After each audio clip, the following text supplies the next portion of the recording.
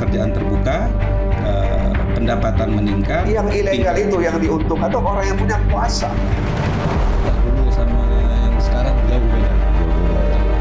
Kalau dulu itu tidak terlepas dari bagaimana kita menguatkan elemen masyarakat. Kompetisi yang baik akan melahirkan pemain tim Karena nasional. kesejahteraan perempuan adalah juga kesejahteraan anak dan kesejahteraan bagi juga mau.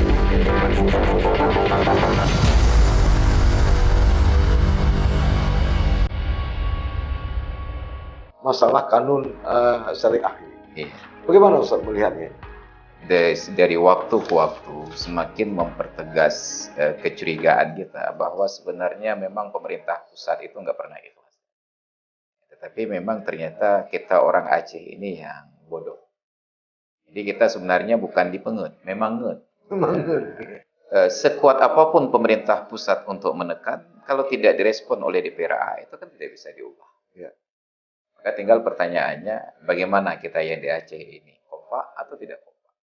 Lalu sikap intelektual Muslim, ulama dan umat Islam Aceh seperti apa? Diam atau seperti apa? Ingat, ulama tidak membenci bank konvensional dengan cara mengusir.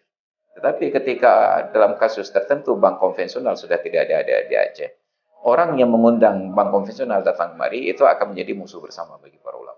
Kalau Ustaz melihat memang ini memang sengaja diciptakan untuk membuat perhatian orang Aceh tersita menjelang kontestasi pemilu di 2024. Itu benar. Kita disibukkan sampai orang Aceh tidak pernah berpikir lagi untuk kemajuan. Berkutat pada perkara yang sama. Tapi istimewanya saya memperhatikan bahwa judul besarnya itu pusat tidak ikhlas tentang kondisi Aceh.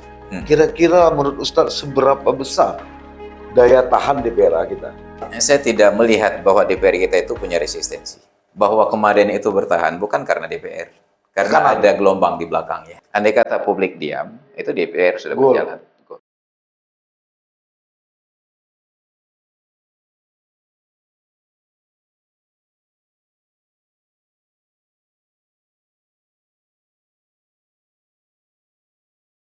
Assalamualaikum warahmatullahi wabarakatuh. Sahabat Sisi Lain, berbagai fakta, data, dan peristiwa terjadi. Media mainstream, bahkan media sosial, melihatnya dari satu sudut. Tapi kami mengungkapnya dari sudut yang berbeda. Ikuti Sisi Lain di channel YouTube Saleh Abdullah.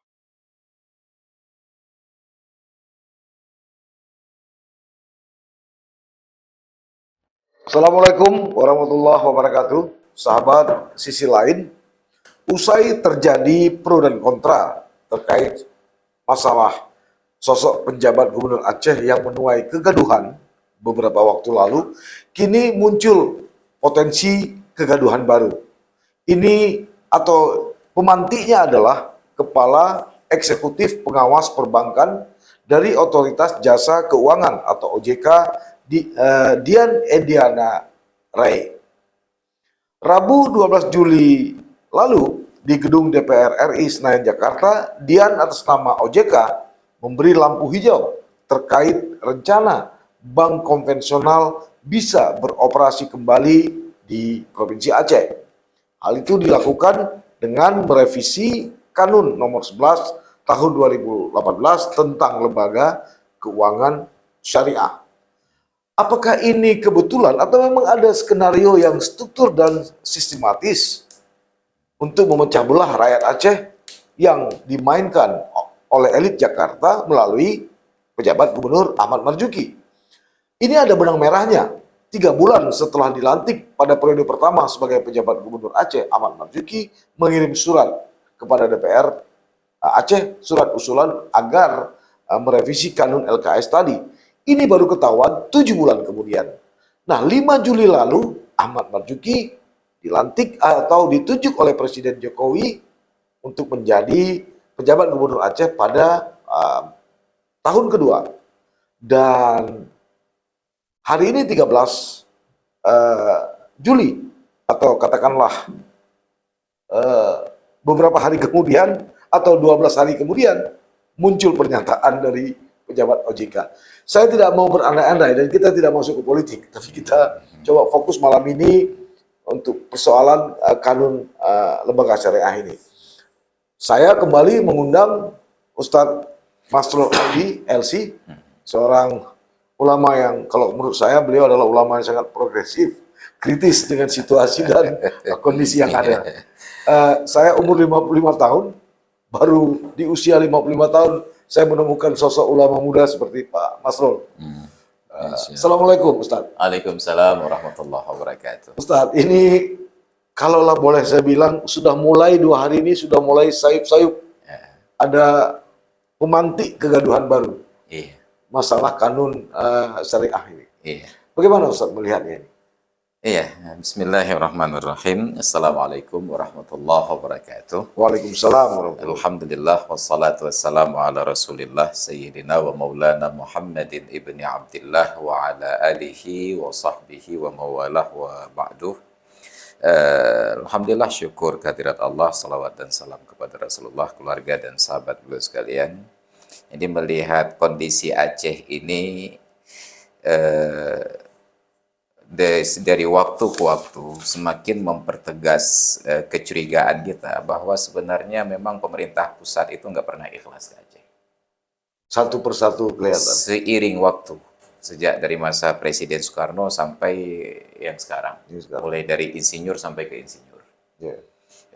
Ada terlihat sedikit keikhlasan tersebut di masa kepemimpinan Presiden SBY, tetapi memang ternyata kita orang Aceh ini yang bodoh.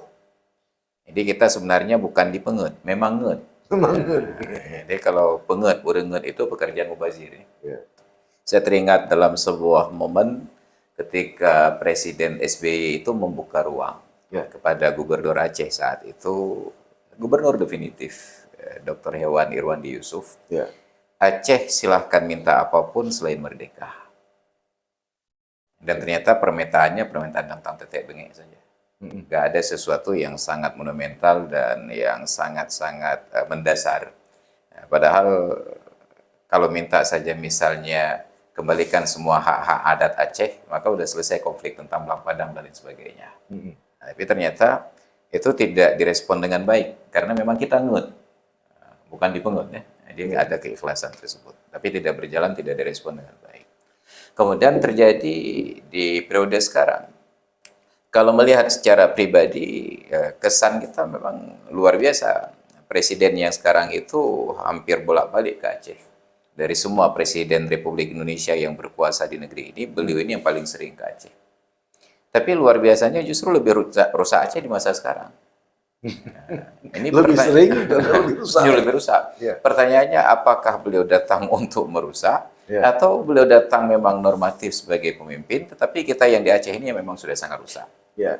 Dan saya melihat sehebat apapun pihak luar ingin merusak kita, bila kita sulit di dalam, peluang itu tidak akan terbuka. Jadi kalau bahasa filosofi orang bijak menyatakan, kapal di laut itu tidak tenggelam oleh air di sekitarnya, tapi tenggelam karena ada air yang diizinkan masuk ke dalam perahu tersebut, dalam kapal. Nah, ini pula yang terjadi di Aceh. Manuver apapun yang dilakukan oleh pemerintah pusat, selama di daerah tidak dibuka ruang dan peluang untuk menjadi sebuah polemik, kita tidak akan sibuk oleh gendang, menari dari gendang orang lain. Masalah sekarang ternyata itu ruang dibuka. Dan yang membuka ruang tersebut adalah orang yang punya otoritas di negeri ini. Dalam hal ini ada DPRA melalui ketuanya. Kemudian PJ Gubernur. Kita tidak bisa salahkan PJ Gubernur. Karena secara aturan memang gubernur pemimpin di Aceh itu berdasarkan UUPA mesti orang Aceh. Nah pertanyaannya, siapa yang membuka ruang sehingga beliau itu bisa berkuasa menjadi PJ Gubernur di Aceh? Itu kan karena kita juga tidak sulit membuka ruang tersebut. Kenapa menjadi tidak sulit? Pertanyaannya menjadi panjang lagi jawabannya. Nah ini menjadi masalah bagi kita. Jadi ada terlihat ketidakikhlasan dari pusat terhadap kondisi di Aceh.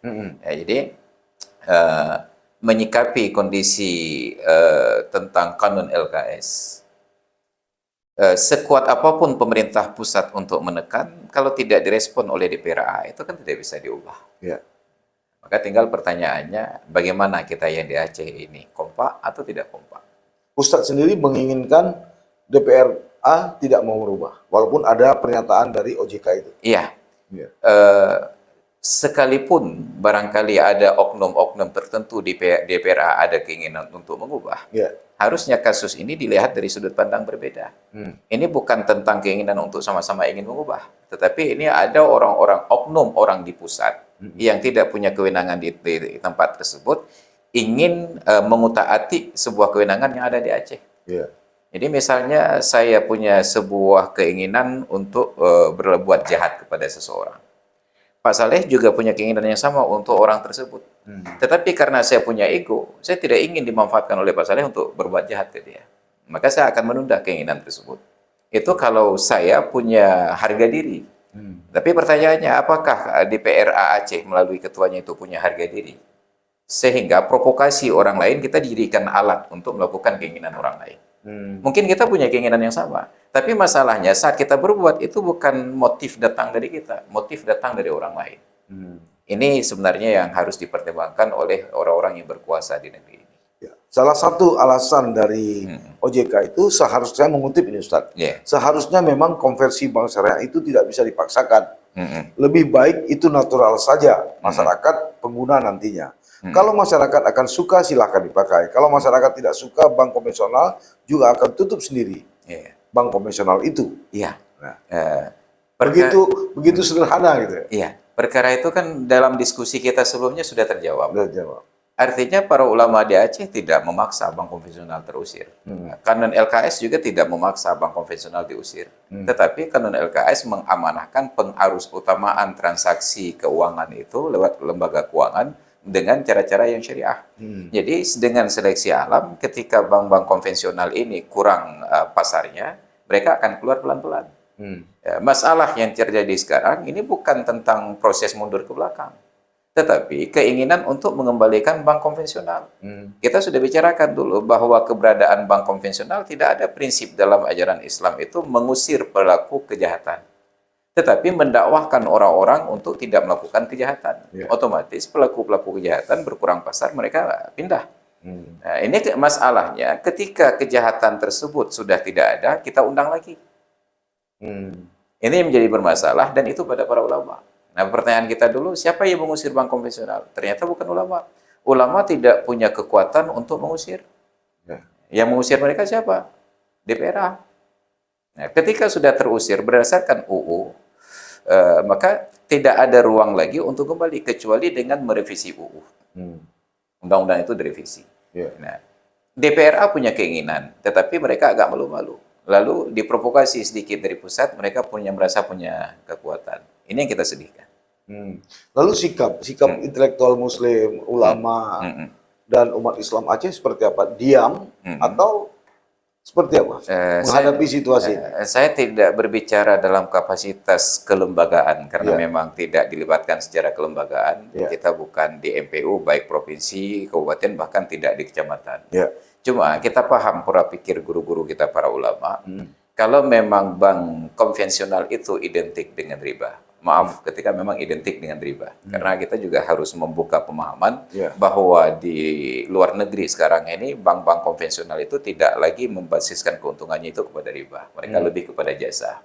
Tapi bank-bank kita di Indonesia ini yang konvensional identik dengan transaksi ribanya, itu yang harus utama.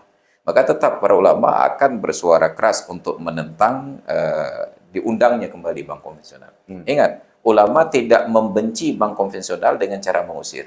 Tetapi ketika dalam kasus tertentu bank konvensional sudah tidak ada di Aceh, orang yang mengundang bank konvensional datang kemari itu akan menjadi musuh bersama bagi para ulama.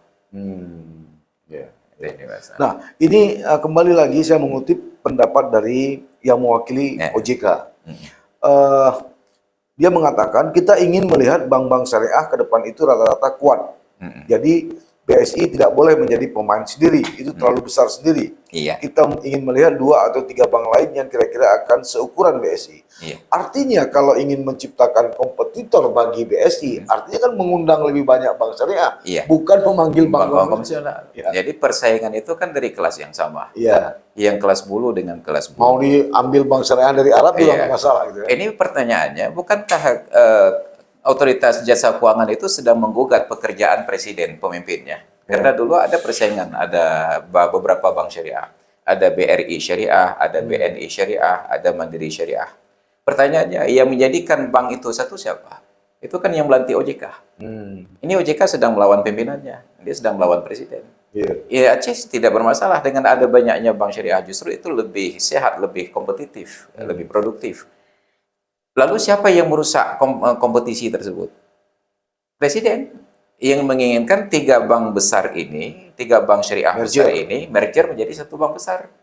Lalu setelah presiden menjadikan tiga bank besar yang sedang kompetisi sebagai sebuah bank yang merger, tiba-tiba ada anak buah di bawah presiden yang dilantik oleh presiden berkeinginan menghadirkan persaingan lagi.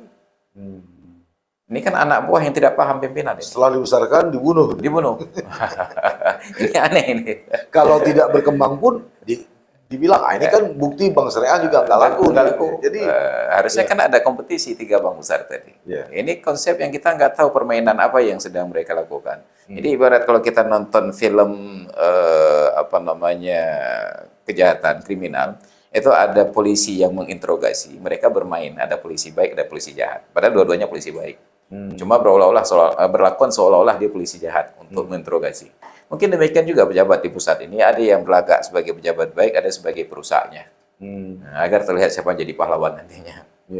Dan kita yang jadi korban. Nah, ini jadi masalah. Ada nggak, ini sedikit ke politik Ustaz, ada nggak Ustaz melihat ini memang sengaja diciptakan untuk membuat perhatian orang Aceh tersita menjelang kontestasi pemilu di 2024? Ada kemungkinan, tidak tertutup celah tersebut. Jadi kita dibuat sibuk terus kan? Dibuat sibuk. Kalau kita melihat dari sudut pandang negatif, benar, itu benar. Kita disibukkan sampai orang Aceh tidak pernah berpikir lagi untuk kemajuan. Berkutat pada perkara yang sama. Sebuah persoalan yang sudah terjawab diungkit lagi. Dan tetap saja ada di elit politik kita yang latah. Nauzubillah. Latah. Cingut. Itu. Tapi kalau berbicara dalam konteks yang lebih luas, seberapa besar nilai tawar politik di Aceh untuk disibukkan kita dengan hal-hal demikian. Kita ini kan cuma pemilihnya sekitar 4 juta sekian. Itu baru sekitar 1 kecamatan di Pulau Jawa. Ya, kalau melihat dari sudut pandang tersebut, rasanya mereka buang-buang tenaga untuk mencampur aduk masalah Aceh ini. Jadi ada banyak kemungkinan-kemungkinan yang lain. Tapi istimewanya saya memperhatikan bahwa judul besarnya itu pusat tidak ikhlas tentang kondisi Aceh. Jadi kalau memang regulasi tersebut karena bank syariah aturan kanun LKS menyebabkan kemiskinan di Aceh, kan harus ada pembuktian secara empiris lebih dahulu, penelitian. Apa benar kemiskinan itu oleh efek dari kanun LKS? Yang kedua, kalau memang efek dari kanun LKS, apakah substansi kanun ataukah aplikasi dari lembaga keuangannya? Kan harus terjawab semuanya. Tidak boleh pemerintah itu mengambil kebijakan berdasarkan hanya asumsi umum. Harus ada dasar basis penelitian, kajian keilmiah yang mampu dipertanggungjawabkan agar kebijakannya itu tidak pasang surut, tidak bongkar pasang. Ya Ustaz, ini kembali lagi saya melihat benang merah ya, riset yang kita lakukan. Beberapa waktu lalu sempat muncul di beberapa grup WhatsApp itu menyangkut masalah tingginya pinjaman online di Aceh. Aceh menduduki ranking sekian dari nasional. Kemudian pejabat Aceh atau pemimpin Aceh ke pasar di Lampulau menyebutkan agar bank syariah melawan pinjol. Lalu kemarin muncul soal ini. Jadi seolah-olah memang ini kalau pinjaman online, masalah tingginya kasus tersebut di Aceh, kita kan belum ada penelitian penyebabnya karena apa. Salah satu yang paling mungkin, Aceh ini kan daerah yang hanya bergerak ekonomi karena anggaran pemerintah, APBA. Dan APBA kita tersebut berdasarkan ketok palu dari Ketua DPRA. Dan ternyata palu Ketua DPRA itu semakin hari semakin berat.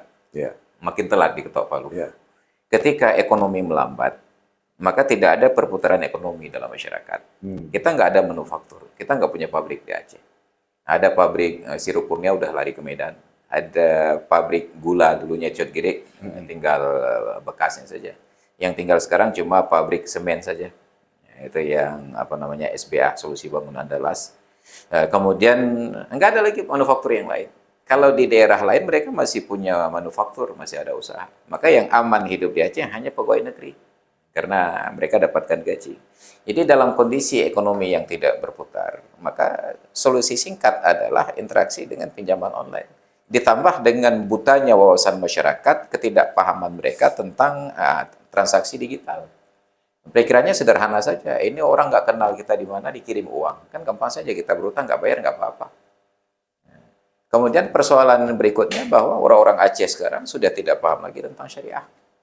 Bagi mereka yang penting masuk uang, halal dan haram itu perkara yang lain. Nah, lalu hadirlah bank-bank ini tadi, mulai dari bank konvensional sampai syariah. Bank konvensional dan syariah apapun bentuknya, mereka itu tidak mampu menjawab infiltrasi dari pinjaman online ini. Karena pinjaman online, dia bekerja 24 jam sehari, itu bukan lagi door to door, udah ke orang, people to people. Ya. Dari orang ke orang, langsung. Begitu kita klik, langsung masuk. Sedangkan sistem perbankan, mereka terbatas oleh waktu. Mulai dari jam 8 pagi sampai dengan jam 3 sore. Kemudian dari hari Senin sampai dengan hari Jumat. Kadang-kadang kebutuhan modal tersebut dalam kondisi terdesak, anak kecelakaan harus operasi pada jam tengah malam, mana ada bank yang buka? Ini bukan hanya tentang syariah. Tentang akses, siapa yang mampu untuk memberikan utang dalam waktu yang cepat. Dan kenapa itu bertumbuh? Karena hilangnya sifat amanah, kepercayaan. Ada orang-orang kaya di Aceh yang punya banyak uang. Mungkin ditabung di rumahnya, ditabung di rekening, atau ada simpanan khusus, brankas di rumahnya. Ketika warga-warga miskin yang terdesak kondisi keuangan ini datang untuk berutang, kepercayaan sudah tidak ada. Maka walaupun dia punya uang, dia tidak akan utangkan. Walaupun dia tahu itu kondisi darurat. Akhirnya hanya pinjaman online yang mampu untuk melayani siklus ini. Ya. Kembali ke soal kanun tadi Ustadz. Kira-kira menurut Ustadz seberapa besar daya tahan DPRA kita? Kemarin setelah dicoba sekali dengan diusulkan kemudian mentok. Hari ini pemetaan politiknya bahwa 9 fraksi di DPR. Ini kan kemarin menolak Ahmad Marzuki, tapi Presiden kemudian memutuskan kembali Ahmad Marzuki. Ancaman yang paling ringan ini kan pokir hilang. Iya. Nah, bisa nggak dijadikan ini sebagai bargaining kan? Oke, pokir kalian saya akomodir kembali, tapi ini tolong proses. Iya. Seberapa besar menurut Ustadz? Saya tidak melihat bahwa DPR kita itu punya resistensi. Nggak punya. Tidak. Bahwa kemarin itu bertahan bukan karena DPR. Karena ada gelombang di belakangnya. Tekanan publik. Tekanan publik. Iya. Andai kata publik diam, itu DPR sudah Gol. berjalan. Nah, kalaulah DPR kita katakan tidak punya daya tahan, menurut Ustadz apa yang mesti dilakukan oleh umat? Terutama aktivis Islam, pemuda, mahasiswa, santri, juga kelompok ulama. Hari ini kan waktu kita sampai tahun 2024. Ya. Mungkin mereka akan bermain aman. Ya. Jadi ini dijadikan umpan lambung, tapi disimpan, nggak langsung dieksekusi. Mereka amankan suara dulu, ketika terpilih nanti di 2024, mereka punya waktu 5 tahun untuk balik modal. Jadi boleh jadi pada saat itu nanti akan dieksekusi. Jadi bukan dalam waktu sebelum pemilu ini. Mereka tidak mau bermain api. Nggak mau ambil risiko, karena ada ancaman ini partai yang mendukung, yang mengusung, itu jangan kita pilih lagi kalau mengusung untuk revisi kanun. Mungkin mereka akan cari aman. Jadi sementara kita diamkan saja dulu, biarlah di pusat yang bermain. Nanti setelah terpilih periode berikutnya dilantik, baru kita eksekusi. Kalaupun nanti umat marah, kita nggak terpilih, 5 tahun ke depan baru nggak dipilih. Dan itu pun umat udah lupa. Apalagi orang Aceh bangsa. Apalagi orang Aceh bangsa. Cepat sekali lupa. Nah, ada kemungkinan demikian. Maka yang harus kita jaga sebenarnya, dakwah itu harus tetap hidup. Jadi kalau orang yang ingin merevisi kanun ini, mereka punya strategi untuk terus melemparkan bom kecil-kecil terus-menerus agar gelombangnya, riaknya tetap hidup.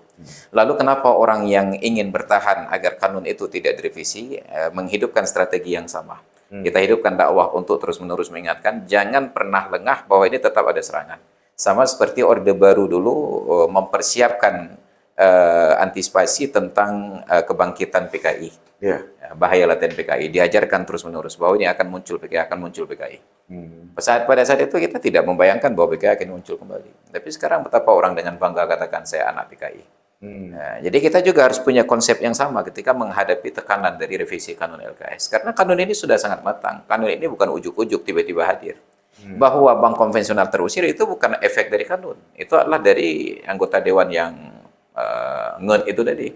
yang terburu-buru untuk mengusir bank konvensional. Padahal kita ingin bank konvensional itu keluar perlahan-perlahan sesuai dengan waktu, sambil bank syariah ini juga bertransisi, bertransformasi, mampu untuk memberikan semua layanan yang ditinggalkan oleh bank konvensional. Nah, jadi dakwahnya itu harus terus berjalan.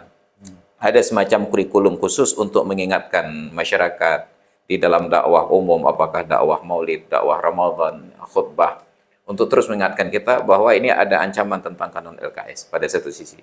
Di sisi yang lain juga kelompok masyarakat ini, organisasi masyarakat, para ulama dan lain sebagainya, mengarahkan dakwah kepada lembaga keuangan agar mampu memenuhi tuntutan masyarakat. Kehadiran lembaga keuangan syariah itu benar-benar menjawab kondisi. Mereka menjadi sangat fleksibel, menjadi sangat amanah, dan harapan masyarakat agar kredit syariah itu bisa murah dan terjangkau, itu bisa terwujud. Jadi kalau kita melihat di tingkat pusat ada KUR, yang sekarang juga boleh disalurkan lewat bank syariah. Pertanyaannya, kenapa tingkat Provinsi Aceh, pemerintah tidak buat KUR khusus atas nama pemerintah Aceh? Lewat perbankan daerah. Bukankah Bank Aceh itu sahamnya Pemda? Ya. Sampaikan kepada direksi Bank Aceh, tolong salurkan kredit murah kepada masyarakat. Kan bisa. Ya. Tapi pertanyaannya, apakah ada keinginan itu di kepala para pejabat? Ketika mereka mencari-cari celah bagaimana agar mereka punya alasan untuk mengundang kembali bank konvensional. Jadi bagaimana kita berharap mereka akan memperkuat peran bank syariah dengan memudahkan dengan adanya KUR versi daerah, ketika di saat yang sama mereka ingin menghadirkan bank konvensional. Tentu mereka akan bunuh ini. Supaya terlihat bahwa bank syariah itu gagal, harus ada bank konvensional. Itu yang terjadi. Ya, ini kan menjadi menarik lagi kembali Ustadz. Seolah-olah tidak ada isu lain. Iya. Isu ini paling seksi Iya. diulang-ulang. Padahal ada sebuah frame besar yang akan dihadapi Aceh pasca 2027, yaitu dana otsus. Dana otsus, ya. Tapi ini tidak terdengar, tidak bergetar di parlemen kita maupun wakil-wakil kita yang ada di pusat. Iya. Ini juga tidak bergetar oleh intelektual-intelektual kita yang ada di kampus. Tereliminasi dengan kasus konvensional ini. Seolah-olah hadirnya bank konvensional ini begitu penting. Iya. Itulah yang tadi saya maksud di awal. Kita ini bukan orang yang menari karena gendang yang kita tabuh sendiri. Kita menari karena gendang yang ditabuh oleh orang lain. Kencang ditabuh, kencang tarian. Lambat ditabuh, lambat tarian. Kalau nggak ditabuh, kita nggak menari. Ini posisi Aceh sekarang. Kita nggak punya sebuah agenda tersendiri untuk bagaimana negeri ini menjadi makmur, menjadi sejahtera. Jadi kita hanya bermain atas irama pusat saja. Kalaulah pemerintah di Aceh ini, di daerah, mereka punya pemikiran demikian, kita bisa ambil contoh-contoh sederhana. Bagaimana memerdekakan Aceh dari ketergantungan ekonomi ke Sumatera Utara. Bagaimana agar uang Aceh itu yang sekian triliun setiap tahunnya itu berputar di Aceh saja. Pertanyaannya, terobosan apa yang sudah dibuat oleh pemerintah? Saat beberapa waktu yang lalu kita dapat berita bahwa di Kalimantan Timur itu yang mereka buat jalan tol sendiri, anggaran provinsi. Kenapa pemerintah Aceh tidak berpikir agar Aceh itu punya tol sendiri? Malah pemerintah Aceh berpikir bangun jalan kereta api yang sampai sekarang jalan-jalan. Sudah puluhan tahun. Itu berapa ratus miliar setiap tahun, berapa triliun sudah habis. Bayangkan itu jalan tol saja yang dari Baitul Salam ke Indrapuri sampai ke Lembah Selawah. Itu mungkin biaya konstruksinya nggak sampai sekitar 5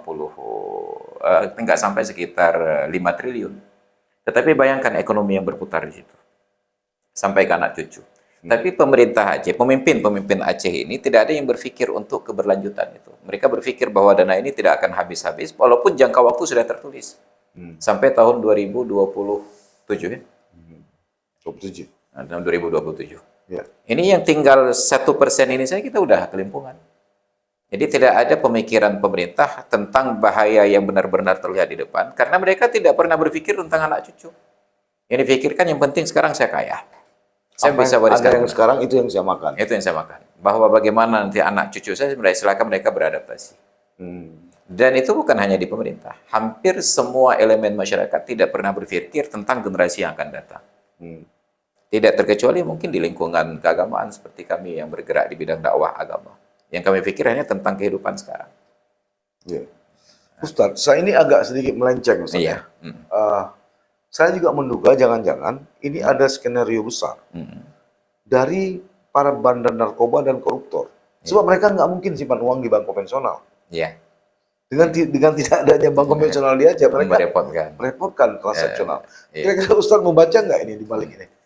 Mungkin mereka memakai tangan-tangan elit kan? Iya, itu yang pertama. Tetapi di sisi yang lain, kalaupun bank konvensional, tetap mereka tidak leluasa juga. Karena ketika ada transaksi besar itu kan yang pertama dipantau oleh PPATK. Dan yang kedua mesti ada penjelasan uang sebanyak ini datang dari mana. Sedangkan transaksi narkoba itu nominalnya besar. Jadi jangankan di bank syariah, di bank konvensional pun mereka sulit.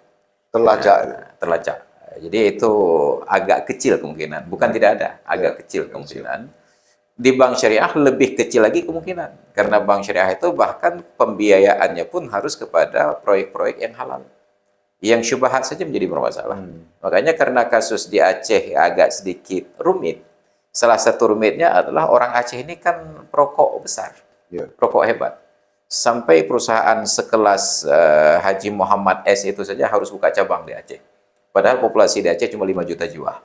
Mereka buka cabang khusus di Aceh. Mulai dari orang awam sampai abu-abunya menghisap rokok. Sedangkan standar di bank syariah, tidak boleh pembiayaan itu untuk rokok.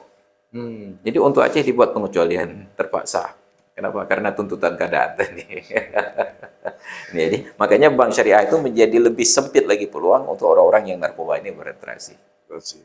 Kalau dulu pecah belah kita terkenal dengan snok atau disebut tengku putih. Iya. Ini sekedar guyon Ustaz. Iya, sekarang kayaknya ada tengku hitam. Tengku hitam. Ustaz sepakat gitu. Iya. Banyak snok banyak tapi tengku hitam. Banyak tengku hitam sekarang yang kalau bukan murid langsung dari tengku putih, maka orang yang seide sepemahaman dengan tengku putih. Yang ingin memecah belah. Cuma berbedanya tengku putih itu memang dia punya kepentingan bangsanya. Iya. Dan Aceh dia bukan bangsanya. Tengku hitam ini, Aceh ini bangsanya. Tapi dia mengkhianati sendiri. Kalau dulu kita sebut Panglima Tibang juga bukan orang Aceh. Makanya pertanyaannya, ini yang tengku-tengku hitam di Aceh ini apa kepentingannya? Apa sekedar hanya pembicah? Makanya kita menjadi heran bahwa untuk sekelas Indonesia, jangankan angka puluhan miliar dengan ratusan miliar, bahkan 300 triliun itu bisa dianggap hilang. Nggak penting bagi mereka ratusan triliun. Apalagi hanya sekedar seratusan miliar. Sedangkan kita di Aceh mampu untuk dijegal hanya dengan jumlah puluhan miliar sampai ratusan miliar. Ini kasus yang sedang menjegal pejabat-pejabat Aceh ini, penguasa Aceh kan 300 miliar, 600 miliar. Jadi diikat kasus itu digantung untuk menjadi nilai tawar. Tidak akan diselesaikan kasus untuk menjadi bargaining agar pemerintah pusat bisa bermain. Maka bila kita ini benar-benar dihanyutkan dengan uang kecil. Maka yang sedih kita di Aceh ini adalah kita tidak punya kekuatan mental, kita tidak mempunyai kekuatan akhlak untuk menunjukkan ini orang Aceh yang hebat. Maka saya ingat selalu dalam kajian-kajian, saya hidupkan sejarah. Kenapa Ratu Balqis dengan pasukan yang hebat, dengan persenjataan yang dahsyat, takluk di hadapan Nabi Sulaiman?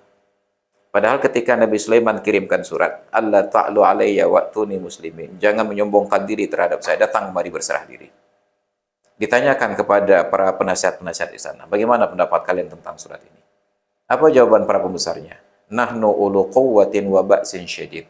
Kita ini orang yang punya pasukan hebat dan persenjataan yang dahsyat. Wal amru ilaik. Keputusan terserah pada Anda. Kalau Anda katakan perang, kami maju. Kalau Anda katakan diplomasi, kami menunggu. Apa yang terjadi? Cara bijak dari Ratu Balqis ini berpikir.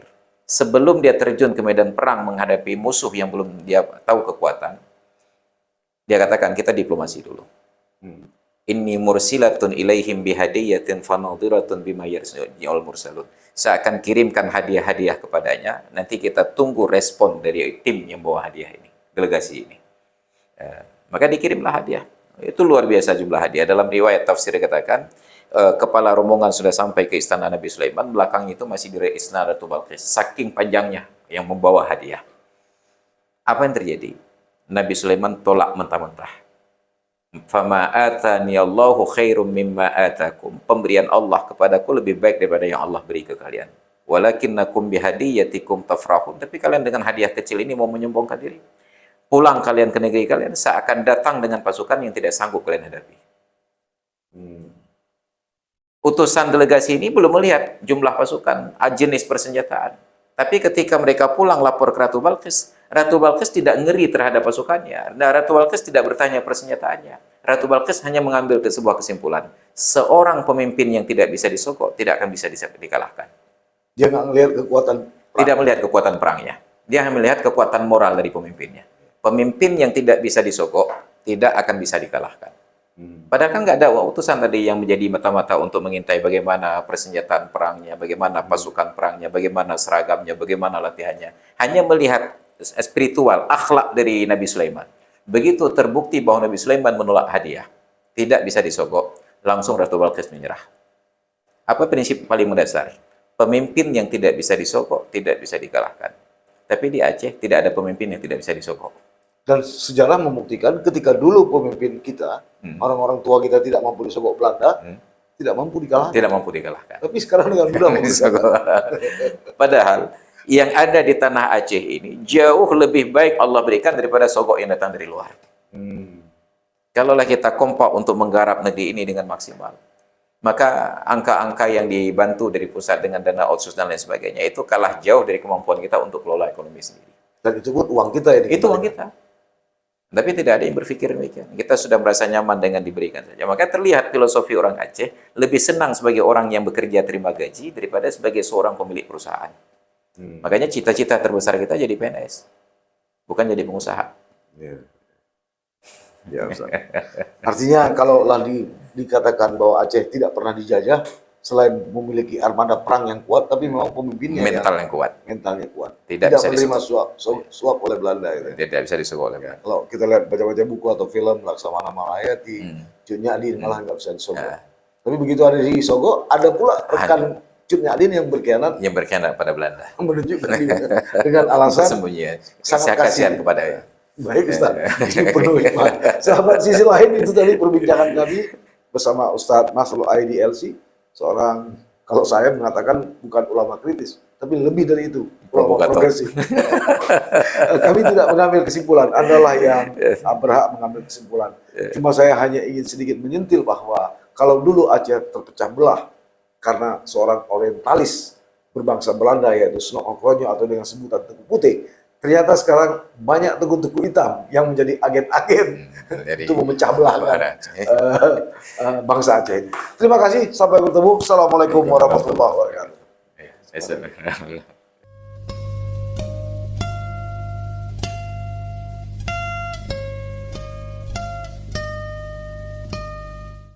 Jangan lupa like, komen, dan subscribe. Serta aktifkan lonceng notifikasi